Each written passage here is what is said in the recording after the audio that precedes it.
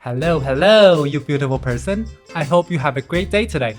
My name is Martin, and this time we will be going over my interview strategies that helped me receiving 5 200K offers after working my first software engineer job for 7 months. So this video is aiming to help people who do not have traditional CS background, whether you are self-taught, bootcamp graduates, or you are simply researching on how to make a career change into tech. The tips I will be providing applies to people who are looking for their first job or in a very early stage of their career. If you're looking for a more senior or advanced role, these tips may not serve you that well. Cool, enough disclaimers, let's get started. So, little bit background about me. I am in my 3rd year as a full-time software engineer, also a fitness trainer in New York City, and obviously I'm trying to become a content creator. In short, no CS background, no related work experience, started coding during pandemic, and yeah, that's pretty much about my background. I would like to provide 5 do's and 5 don'ts on how you can increase your odds of delivering a desirable interview outcome. First, it's a numbers game. Research shows that on average, one corporate job opening receives roughly 250 applications. It's really a numbers game, and no matter how badly you want to stand out among all the other applicants, most likely you won't. So just apply wherever you can. You can actively apply at companies' career page, LinkedIn, Glassdoor, Indeed, or passively applying by putting yourself at websites like Hire.com. The more applications you put in, the more possibility you get an interview. Let's say only 2% of your applications got selected. That means you will get 10 interviews after 500 applications.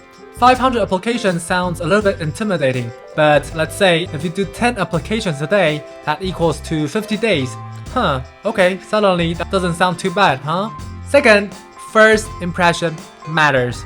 Be prepared to answer the question, tell me about yourself. So I'm talking about condensing your self-introduction and what you have achieved within 60 seconds. Of course, you would need to be able to articulate how your experience are valuable for the company, but that only comes after you giving a brief introduction about yourself. Try to narrow down this part to 30 seconds and make it perfect. The first 15 seconds of a conversation would largely impact people's first impression on you, and this applies to interviewing too.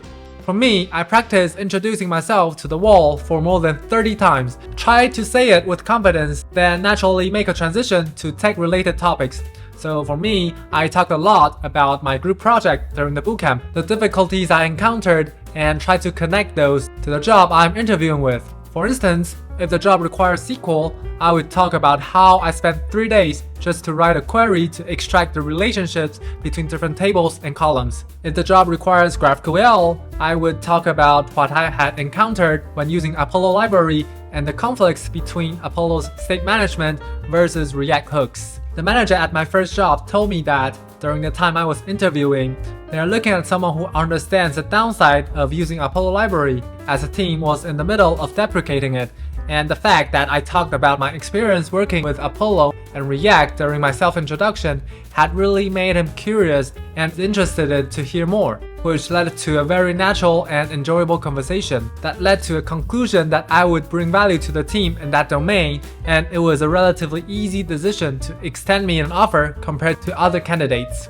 Third, list key technologies as much as possible, but categorizing them as strong versus experienced. So on your resume, you must have several projects, and please carefully tailoring the keywords you're going to use. The reason I said that is because when a robot reviewing tool or when a real HR is reviewing your application, either they are looking for keywords that are relevant to the team's tech stack, or they want to make sure that you will be a valuable addition to the team with the skills you have or what you have done in the past. And a good way to go about that is to make sure you use the right keywords. You can reference other people's LinkedIn as well as the descriptions on a job opening that you are interested in. For instance, if you're applying for a front-end role, you can check some front-end focused engineer's LinkedIn profile, rephrase those words to come up with your own version, then put it into your resume. So when people read your resume, it feels more familiar in a way that it allows them to relate to you more.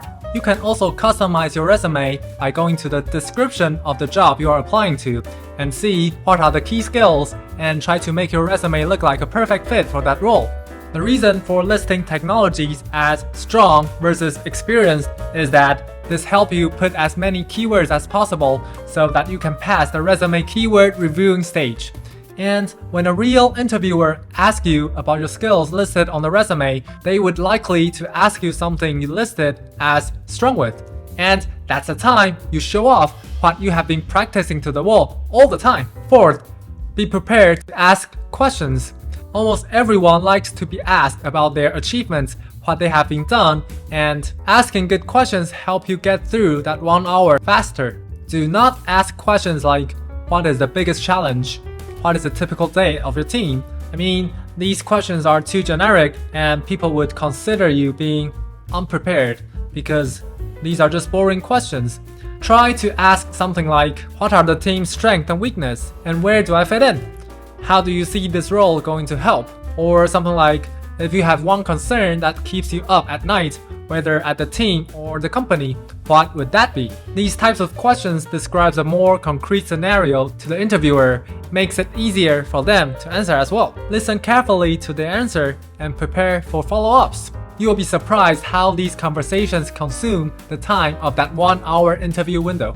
Most people like talking about themselves and they would appreciate an active listener. Doing this would help you to build an impression that you will be someone the team enjoys working with. Lastly, communication. You would want yourself to be able to speak confidently during self-introduction, going through your resume, and explaining your thought process when solving a coding challenge. These requires a lot of practice. Yes, we're talking about practice. Practice, man. We're talking about practice. If you're not an English speaker, that's totally fine too.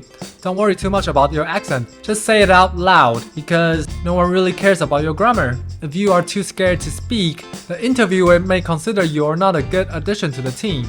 So, practice and be brave to speak it out loudly. Coding is just one part of being a software engineer. The ability to work well with the team, your communication, and interpersonal skills are as important as your coding skill too. Already, these 5 tips are all I want to share with you today. My next video will be talking about the don'ts, or do not do's. I hope you enjoyed this video and find it helpful. Make sure to like, comment, subscribe if you want to hear more from me, and I will see you next time.